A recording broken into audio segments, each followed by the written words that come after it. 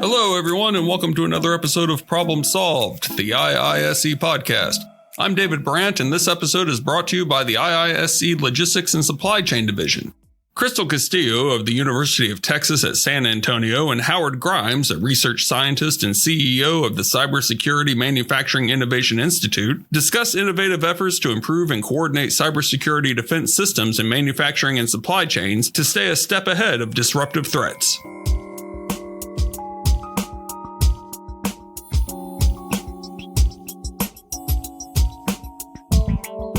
Howard and Crystal, we want to thank you for joining us today.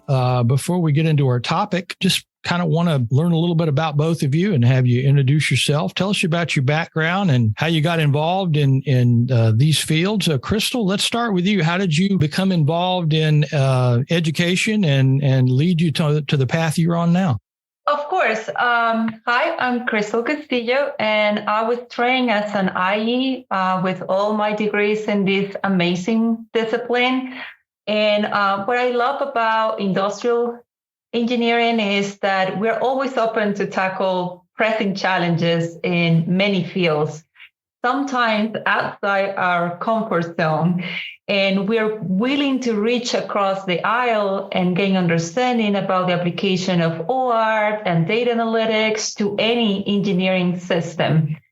So I got involved in laying the groundwork of cybersecurity for advanced manufacturing processes and supply chain networks as part of a strategic research initiative at the University of Texas at San Antonio. So I started working with Howard many years ago, and the result of that effort was the establishment of the Cybersecurity Manufacturing Innovation Institute back in September 2020. This is the newest innovation institute in the U.S. and is sponsored by the Department of Energy. So Cymani brings many scientific communities together to tackle two critical challenges for our nation. And these are securing digital energy efficient manufacturing processes, as well as their entire supply chains, and addressing a workforce gap in advanced manufacturing.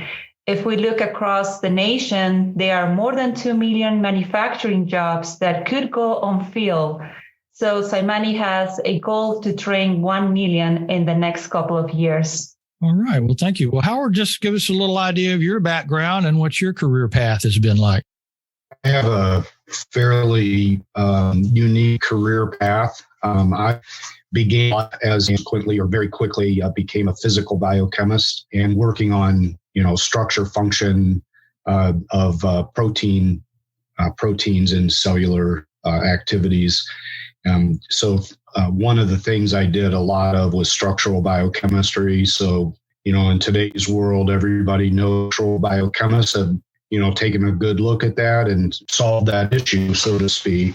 I was doing things like that, 30 years ago and creating massive data sets in relationship to that. And, pretty much on the cutting edge of handling the massive data sets that are inherent in those kind of investigation fields. So I transitioned as what I still refer to as an accidental administrator. So I functioned as both a dean and a vice president for research at a major R1 university. I transitioned from there to working with one of the DOE national laboratories where we focused on carbon capture at a global scale. So again, big data, big science, if you will. That led me down a path that I'm on today, which is, what I consider one of the most challenging and exciting opportunities that we have. And that is, manufacturing is a huge sector of the U.S. economy, about 27%. We know that that sector is the number one sector for cyber attack from especially nation state sponsored adversaries. And we also know that as a nation, we've invested well in cyber offense capabilities, but not so well in cyber defense capabilities. And that's really the job of Cymani or the Cybersecurity Manufacturing Innovation Institute. It's really our job we probably are. I think I've verified this on a couple of levels, but I always put probably in just in case. But we're the number one public investment that the U.S. government has made in cyber defensive architectures as we move forward. So these architectures are critical, as the sophistication, of the attack vectors increases, the volume, veracity of those attacks increases. Offense is simply not enough. We really must learn how to defend our systems, and that's the innovation that drives Cymani. That's what we do, and our job is to introduce that first, into the U.S. manufacturing sector to really drive them forward, both in terms of national competitiveness on a global scale. And we got a little bit of idea from Crystal on how the Cymani organization began. Give us a little bit of its origins, how it came together, when it came together, and the different agencies that are involved to help you follow through on that mission. Right. So the ontogeny of the Institute really begins, 8-9 years ago during the Obama administration, where Congress appropriated significant funds to launch about 16 manufacturing innovation institutes. So we are the 16th that has been launched. And several of those are funded by the Department of Defense. One is funded by Department of Commerce, and the rest are funded by the Department of Energy. And so you can imagine they have slightly different foci depending on the funder of them. For the Department of Energy, our mission is strongly linked to not only cybersecurity, but energy efficiency. So how do we use cybersecurity innovations to drive increases in energy efficiency? And we are the only MII, Manufacturing Innovation Institute, that is exclusively focused on cybersecurity and manufacturing. So we don't, the other MIIs focus on things like advanced composite materials and lightweight components. We have a cross-cutting mission. I've identified, or DOE has identified, 8 vertical sectors that need to be cyber secured, and those correlate with the 8 most energy intensive sectors. So everything from cement production to semiconductors to food and agriculture to transportation. So a big part of what we do is we step back from the traditional approaches in cybersecurity and really think hard about the fundamental mathematics, the fundamental physics, and the fundamental engineering systems that need to be defended and how to defend them, using very, research-focused tools that have immediate application. So we talk all the time about the approaches that we have to take need to be extensible, because for cybersecurity to work in manufacturing or in any sector, it needs to be pure. So that stands for it has to be pervasive, it has to be unobtrusive, it has to be resilient, and it has to be economical. And so as we develop our innovations, we're constantly thinking about those 4 words. And anything that doesn't meet those criteria, we reject categorically, because it won't work. It's just that simple. And so the institutes have been around, some are entering into their 6th, 7th, and 8th years. We're in our 2nd year. So we're one of the newest MIIs. We are funded by the Department of Energy. And as I mentioned earlier, we're the only MII that's focused exclusively on cybersecurity and developing defensive postures for manufacturers. And Crystal, if you will, tell us kind of what your role is and how Texas San Antonio partners with Cymani from a sort of an academic point of view, and what kind of contributions the academic institute can make. So currently I'm serving as Vice President of Energy Efficiency at Cymani. And from the academic perspective, I think we always start, any, research proposal with the motivation, right? Why are we here? Why are we, putting effort on this institute? And I would like to maybe discuss a little bit about that motivation for involving academic institutions in this fantastic effort here. We have witnessed in the past decades the digitization of the business world, which has led to tremendous energy gains, efficiencies, and made it far easier to conduct business in a distributed fashion. I think we all can agree that the new digital threat ecosystems create opportunities to increase our global competitiveness and enhance supply chain resilience. However, with this exponential increase in connectivity, there is an exponential increase in exploitable security flaws, leaving manufacturers vulnerable to massive consequences in their operational technology and in their processes.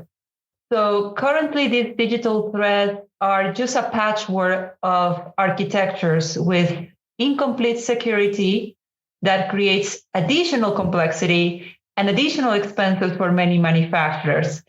So Symani recognizes that the current state of cybersecurity is not sustainable. So if we are to truly secure U.S. manufacturing, the current approach of hardening systems insufficiently and working to prevent human-induced flaws is okay for the near term, but it's just not enough. So our efforts here revolve around devising the future of robust, resilient, and decarbonized advanced manufacturing systems and supply chains, which extends beyond the current world of insecure technologies to new systems of architectures that will exponentially increase our nation's ability to resist cyber attacks. So Symani is working to realize, this vision of cyber-informed digital threats by solving fundamental challenges, basic research challenges that prevent a truly secure IT-OT integration. So that's why I think our academic partners are just key for this effort. So this is a multidisciplinary effort, so we need to have industrial partners providing directions, government agencies driving some of the research challenges, and academic institutions working on the more fundamental things. So if I could add just a couple things to that. One thing that, Symani is funded by the Department of Energy as a public-private partnership. So we are a nationwide team of experts comprised of, the leading research universities in both cybersecurity and manufacturing. So we range everywhere from the West Coast to the East Coast to North and South. We are proudly headquartered at the University of Texas at San Antonio. And UTSA is the leading school in the UT system for cybersecurity, which is why we were chosen, to lead this initiative by the UT system. We also have, 4 of the DOE national labs under what's called a cooperative agreement with us. So the Oak Ridge National Lab, Sandia National Lab, Idaho National Lab, and the National Renewable Energy Lab. And in addition to those partners, we have about 30 major and medium-sized manufacturers across the country, and we're growing that industry base every day as our value proposition is realized and understood by different companies. But, typical companies today are General Electric, Cisco, Lockheed Martin, and like I said, many, many more. And we function as a hyper-distributed organization. So we have, we we typically gather, for face-to-face, on a monthly 4 to 5 week basis, but we have on any given day, we practice an agile sprint and scrum cycle for our innovation cycles. So at any given time, we've got 10 to 15 scrums running, and each one of those scrum teams has an industry product owner, so that we're developing innovations that, are adaptable and considered necessary by industry. So that's just kind of how we operate. We have about 250 scientists and engineers working all the time on, cyber innovations, organized around those scrum teams that I just mentioned. Well, give us an idea too, because you've got so many different goals, and as part of your mission, as you describe, of energy efficiency and supply chains and other aspects that tie to manufacturing. Tell us how cybersecurity connects with all this, because I think many of us sort of think of that as maybe a separate entity, but all of this kind of fits together to improve a company's bottom line. Tell us how that connects. Yeah, so that's, I think, one of the truly, groundbreaking areas that Cymani is addressing. So cybersecurity today, as Crystal just explained, is fragmented, disjointed, and costly. So, from a corporate perspective, in today's world, cybersecurity is a cost center. Big companies like Lockheed Martin understand the threat vectors well enough that they understand that they need to invest in high-level cybersecurity that's available today. They also understand they need another level of cybersecurity because the current practices are simply not enough.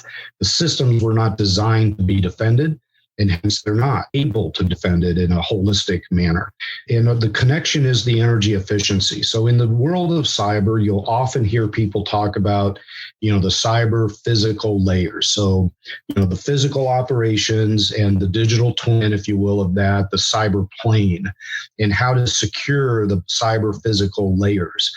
We have a third layer, and that's one of the things that really differentiates us. And that third layer is, if you imagine a manufacturing process and the supply chain of components to that process, if you imagine that, what we're doing is we are capturing every single energy transaction in that chain, in the supply chain and on the manufacturing floor. And that's really what Crystal's and her team is responsible for, is understanding and moving our understanding of energy efficiency from a facility level to a process level.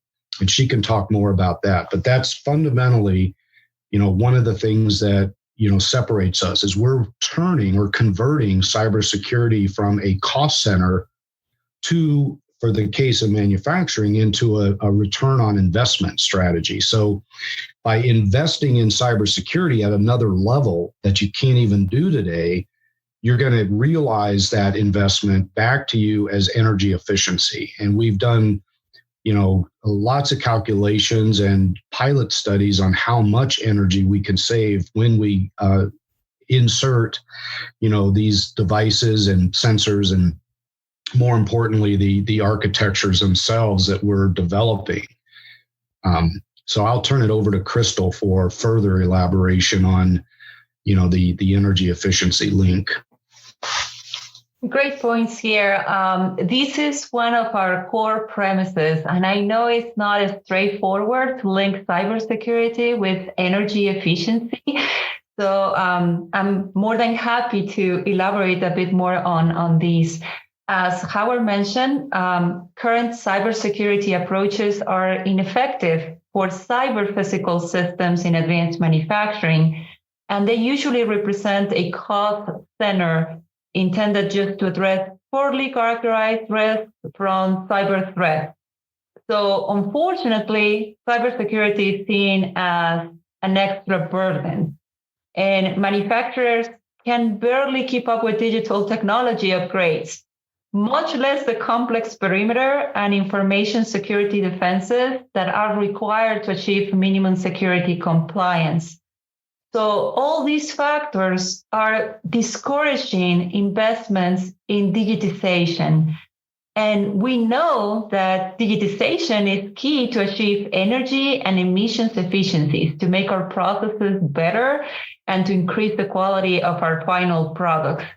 So bottom line, to achieve those energy and emissions efficiencies, we need to transform cybersecurity from a cost center or just a waste of money to a return on investment, an ROI enabler. So my last comment here is that we are not saying that cybersecurity will give you a direct return on investment.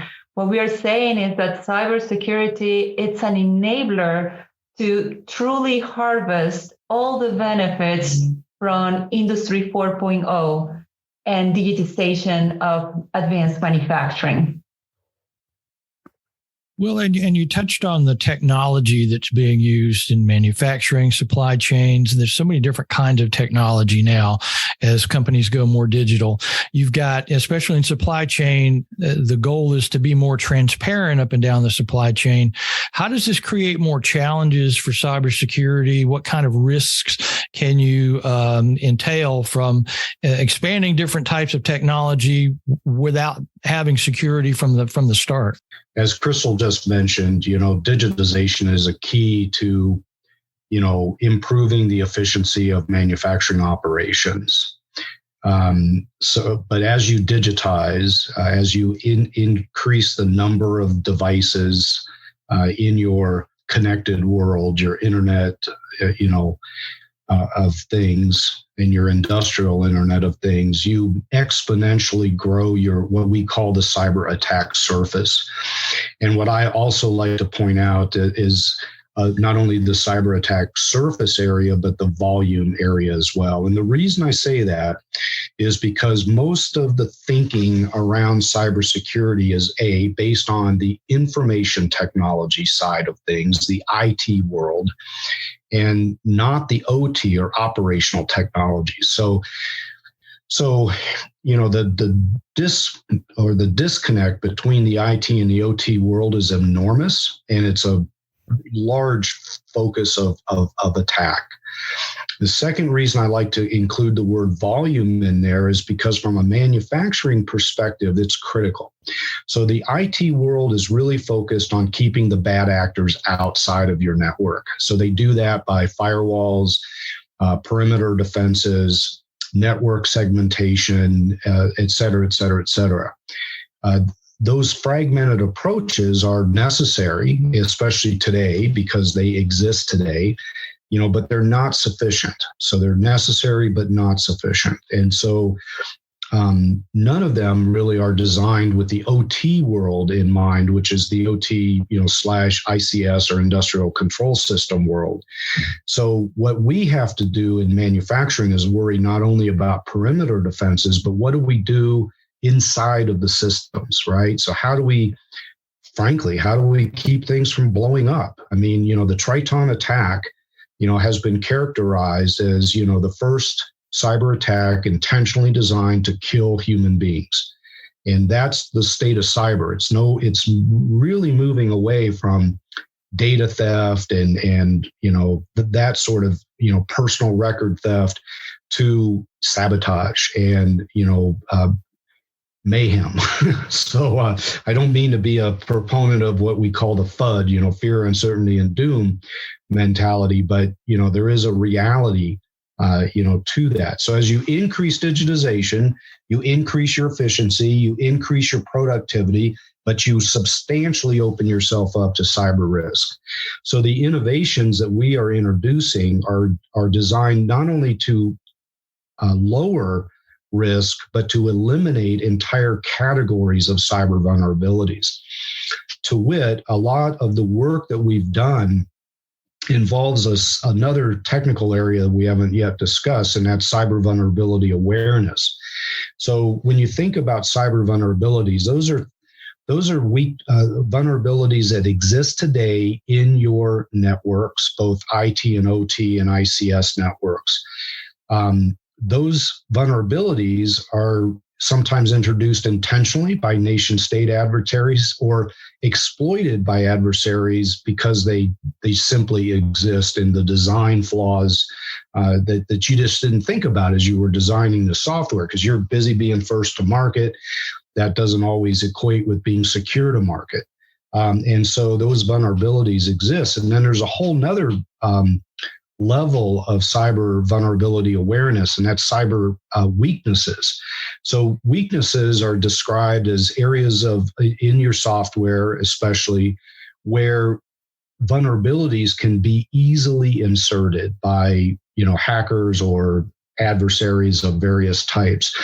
So Cymani has done some incredible work for both the nation's critical infrastructure, the energy grid, in identifying and categorizing, the existing cyber vulnerabilities in our infrastructure and in our manufacturing systems. We've done that in parallel with industry and as a function of a congressionally mandated activity. This was just recently completed. So we now know a lot more than we ever did 2 years ago about how vulnerabilities exist and how they might be exploited. And we've developed an approach. It's basically a method of modeling attack vectors against these known vulnerability categories, that I just described. So we can go into a manufacturing operation, we can model your attack vectors and help you understand where you need to make your highest priorities for defense structures inside of that.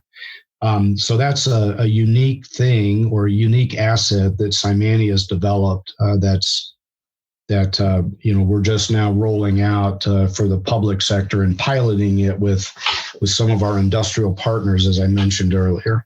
So Howard provided a really nice overview on vulnerabilities. So maybe I can talk more about how we capture or how we quantify risk at a high level for processes and entire supply chains. Cyber risk is extremely challenging to estimate, but we go by the mantra of if you cannot measure it, you cannot manage it. So we have developed a modular and extensible methodology that can be applied to both existing and new manufacturing facilities and supply chains to estimate energy savings and emissions reduction while maintaining a desirable level of cyber resiliency. And this methodology is known as the Cybersecurity Energy and Emissions Quantification Framework. It's pronounced SEEQ, and SEEQ provides decision makers with the ROI of potential implementations. So let me describe a bit more of the methodology. The first step, as usual, is to determine the baselines. And thanks to the improvements of industrial IoT devices and high granular data acquisition technologies, baseline models can be constructed in a reliable and efficient way using high frequency data from manufacturing systems. So for instance, we have implemented smart sensors in a shop floor so we can get energy consumption and emission baseline. And in addition to energy consumption and emissions considerations, the baselining step also incorporates knowledge of cybersecurity attacks or breaches, and that's when available. But it also considers a consequence-based risk analysis to assess the overall risk and compute the cybersecurity ROI. So why are we so interested on adding that cybersecurity layer to everything we do? Well, because cybersecurity concerns in the network remain a critical part of the overall planning for improvement initiatives. Because as you mentioned, Keith, there's a constant supervision of the supply chain via industrial IoT devices. So once baselining is established for energy and for cybersecurity, then we can start thinking about improvement methods to make the process more energy efficiency, for example. And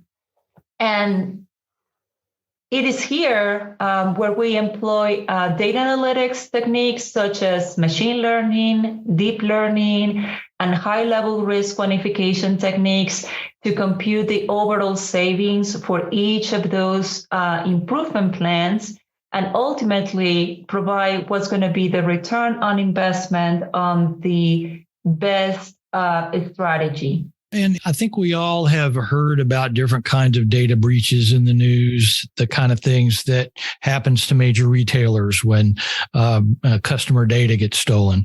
I was reading just the other day an article, though, about a very small government in New York that got hit with ransomware. We had a similar situation here in Atlanta a few years ago. Is this something that is no longer just a problem for big companies or smaller organizations, governments, and businesses? Do they also have to maybe factor in cybersecurity more than they have in the past just because of the risks that are out there? Yeah, the answer is absolutely.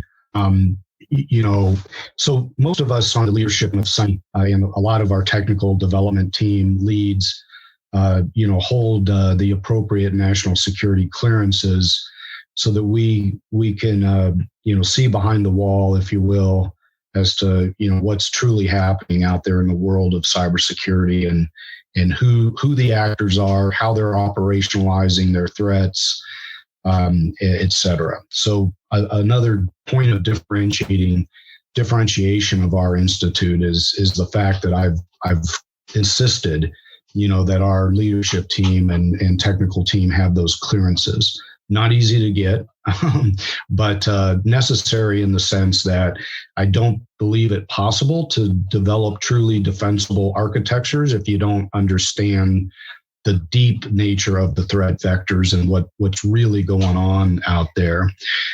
So the other truism, if you will, is that as adversaries in particular think about disrupting U.S. manufacturing and, the global stage, they're going to target not just the OEMs, but they're going to look at the suppliers, the tier 2 and tier 3 suppliers. So that's part of why, one of the elements of our architectures is what we call, data provenance. So how do you protect the supply chain integrity? How do you make a supply chain that is rooted in trust? So that you know that. And what we've done is we've devised a very sophisticated, what we call cyber physical passport, that we assign to every operation, every human being, every transaction in that supply chain. So we start with the small manufacturers and the medium manufacturers, because those are the network into, the assembly floor of Lockheed Martin, for instance.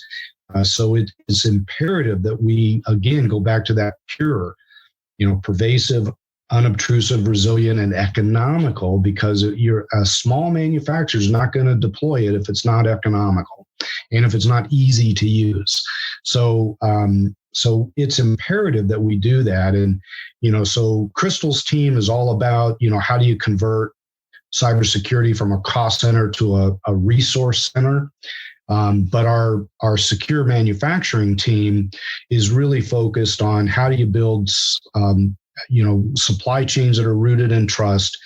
And let's just talk for a minute about what is out there today versus what Cymani is working on. So today's quote secure unquote architectures, basically give manufacturers a false sense of security through misleading terminology. They're not at all secure. And, I always state, never confuse compliance with secure or security. The second point about today's architectures are that they connote a conjoining of perimeter defense and data security. Third thing is that they all have poor security controls that are applied at best only to a limited aspect of the operations or the supply chain. And fourthly, they include little or no context of real world consequences. And we would include physical operations in that. So how do you protect not just your networks, but how do you protect the machines and the humans in the loop that are on the operational floor? So when we talk about the next generation of cyber defense capabilities, we address the engineering design lifecycle across that entire supply chain, and we seamlessly integrate it into manufacturing operations. That's that data provenance that I just talked about. And critically, Cymani includes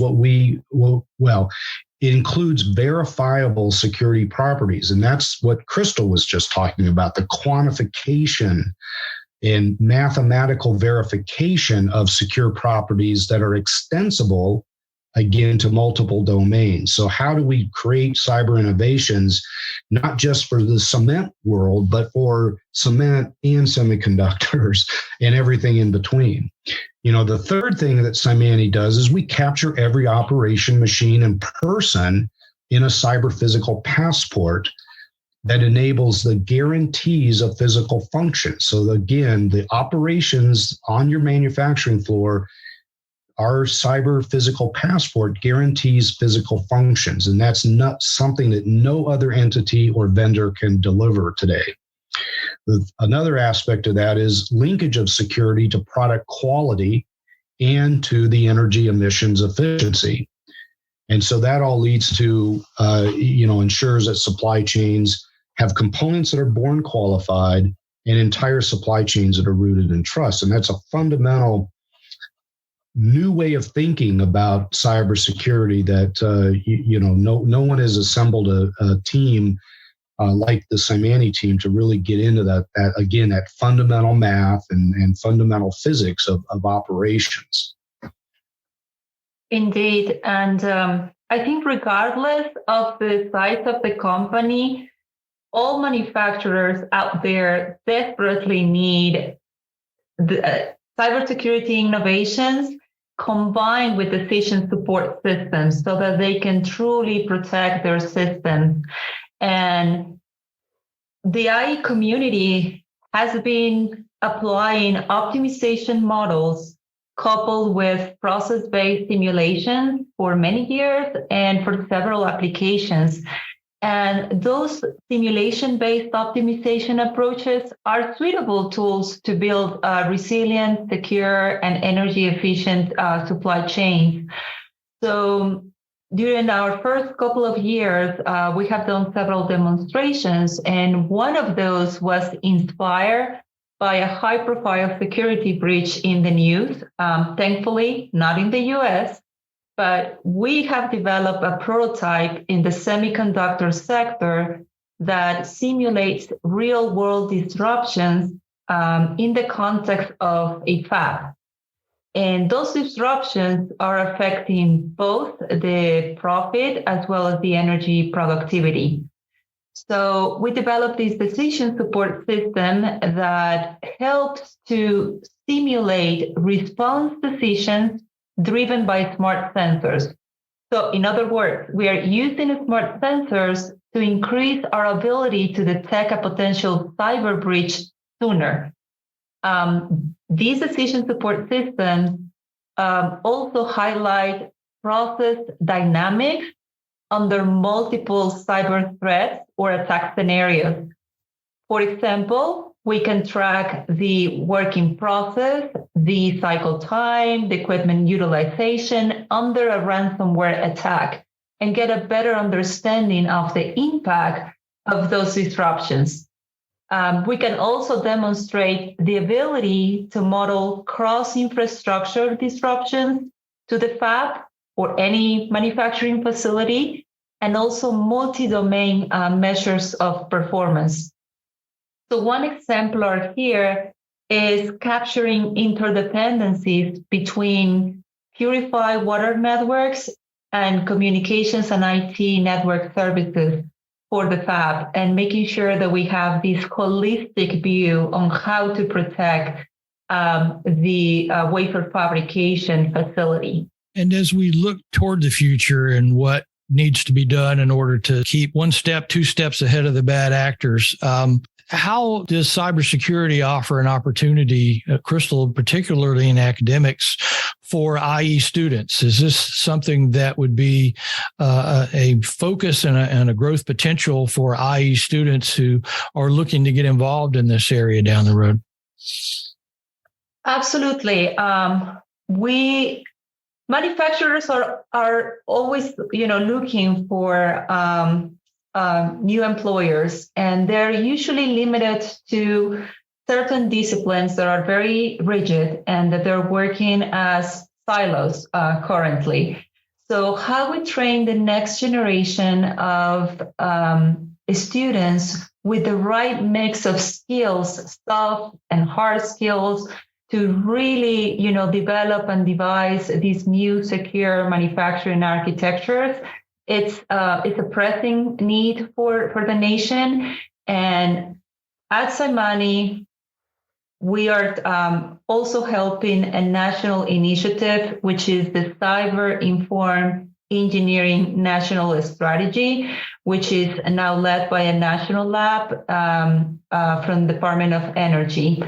So we are working on changing the curriculum and trying to identify the key classes, the key components that are necessary to train our students in the cyber-informed engineering type of mentality.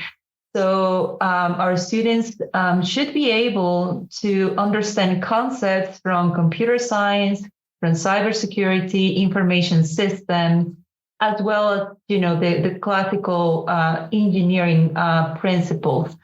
So the cyber-informed engineering is a great initiative. UTSA and other universities are taking the lead on devising the future curriculum and talking to ABIT and other institutions to start, making that change. But definitely the foundation of IE and other engineering disciplines is needed to train the next generation of Industry 4.0 professionals. Yeah, so just to elaborate on a couple things that Crystal said at the academic side of IE, one of the goals of Symani is to upskill and reskill 1 million workers in cybersecurity approaches to help protect their operations from cyber attack. And so we're in collaboration with Port San Antonio, we're opening up a 15,000 square foot training facility. We call it the Cybersecurity for Manufacturing Hub there in San Antonio. But as you walk in the front door, you see to the back end of the facility a huge garage door. And the reason that garage door exists is not only to bring in big pieces of manufacturing equipment for demonstration purposes, but also we've secured funding, to launch a cybersecurity for manufacturing mobile training vehicle. And so that huge vehicle is designed so that we can drive that right into the parking lot of a small or even a medium manufacturer. So they don't need to shut their operations down to get trained in cybersecurity operations. They can just send their workers out to the parking lot and we'll do it hands-on, at the ready, if you will. So it's delivery of education, at the right place at the right time, so to speak. And so we're very excited about that. So we're addressing cybersecurity at both the academic, level of in industrial engineering and electrical engineering and computer engineering, but also, at the incumbent workers that are on the floors today. So the Symani Mobile, is that what you call it? That's right. We have to think of a clever name. Yeah. Well, it's a fascinating topic, and I know I've learned a lot. I'm sure our listeners have as well. Just the efforts involved in trying to secure manufacturing and just how extensive this is. Is there anything either of you'd like to add about the work Symani's doing and why it's so important? Well, I think to wrap up, Symani. Again, just to emphasize, the volume, the veracity, and the sophistication of the attack vectors are growing exponentially. everywhere from the simple hacker continues to acquire skills that can hold companies at ransom, for instance. But also, those actors that are nation state sponsored are really growing in their level of sophistication in attack, and, really elaborating on or exploiting the cyber vulnerabilities that exist and the weaknesses that lead to further, vulnerabilities. So, the Cybersecurity Manufacturing Innovation Institute, as I mentioned earlier, is really the nation's largest public investment in cyber defense capabilities. And those capabilities are drastically needed. The current state of cybersecurity and the vendors that are out there, are really focused on being first to market with partial solutions. And Cymani is focused on being, secure to market in ways that are just not available today, although we are piloting those innovations yesterday. So we're working, with General Electric, for instance, after they were exposed to some of our capabilities, they went away and came back to us and said, we need to help. We want to help you accelerate the deployment of these innovations because they are critically needed in our industry as well as others. So we literally have a plan with them, collaboration with them on securing the microelectronic industry, semiconductor manufacturing and fabrication and packaging that we are, rolling out, with one of their facilities and one of their partners right now. So that's where we are with industry. If you're out there and you're listening as somebody from a manufacturing or company environment, please do reach out to us. We're eager to engage with industry because that's the focus of everything that we do. And Crystal, you're a member of the Logistics and Supply Chain Division within IISE. How does all this kind of fit with the mission of the division as well and your role in it? Oh, it fits perfectly. Supply chains are the cornerstone of any activity, and they are evolving to accommodate new challenges such as cyber threats and pandemics. So orchestrated, secure supply chains are key for the competitiveness of our nation and are a very relevant topic for the Logistics and Supply Chain Division of IISE. So as past president, I led some initiatives to encourage participation of other disciplines and growth our membership. I strongly believe that industrial and system engineers should play a significant role in the future of secure manufacturing supply chains. And our current president, Dr. Hector Vergara, continues with this quest. So as Howard said, we encourage our listeners to reach out to Cymani, and we are aiming to shift from a first-to-market mentality to a secure-to-market manufacturing ecosystem. So we are living in an exciting moment here in the nation, and to ensure a secure-to-market development ecosystem for integrated IT/OT manufacturing technologies, Cymani is deploying innovative manufacturing architectures with verifiable security properties. And hopefully those architectures will eliminate many of the underlying challenges that we're facing today with the design, build, lifecycle security process. So we encourage everybody to reach out and take a look at cymani.org. And we will be happy to have further discussions with prospective members. Well, that's great. Well, I want to thank you both for sharing your expertise with us today on this very important topic. We certainly will be pursuing it more as we go forward. We thank you for your time, and we wish you all the best and all the luck with Cymani and its efforts going forward. Thank you so much. Thank you for the invitation. Yep. Thanks for having us. You've been listening to Problem Solved, the IISE podcast, a production of the Institute of Industrial and Systems Engineers in Norcross, Georgia.